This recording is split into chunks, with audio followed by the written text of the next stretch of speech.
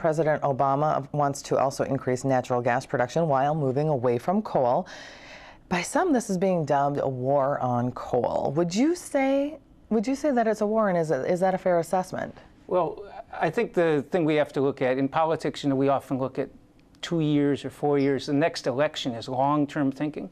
I think we ought to be thinking long-term thinking is my great-grandkids or their great-grandkids, because this is their planet, this is their state too. We don't know who they are yet, but we got to be thinking about that. And if coal emissions are going to destroy the climate that they have to live in, maybe it's time to be declaring war on something that's going to kill off our great-grandkids. But the argument is that technologies can reduce those carbon emissions, so coal could still be viable. They can reduce some of it. They're not going to. The bottom line is coal is probably one of the worst factors.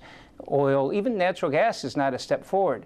What we basically have as a problem is that for 650 million years, energy storage has been compressed into what becomes fossil fuels. That's why they're called fossil fuels.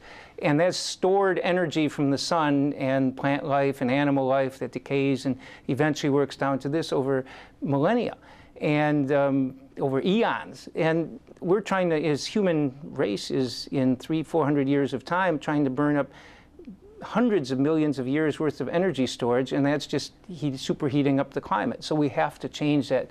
And we don't have a lot of time in terms of human history. We don't have a lot of time to change it for the sake of our great-grandkids. Now, if we want to move more towards renewable, are we willing to give up our 24/7 use of electricity? Are we willing to have intermittent electric energy delivery to us? I don't think we are. Well, and Senator Marty aspires to Minnesota becoming the first state in the nation to be 100% fossil fuel free. Why not move in this direction if renewables, if there are all of these other resources and sources that can be tapped into? There are sources that can be tapped into, and we are tapping into them, but solar and wind are not yet base load producers of energy.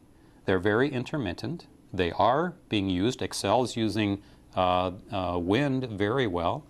But they're not yet base load capable of providing energy 24 hours, 7 days a week. That's why we need coal. That's why we need nuclear.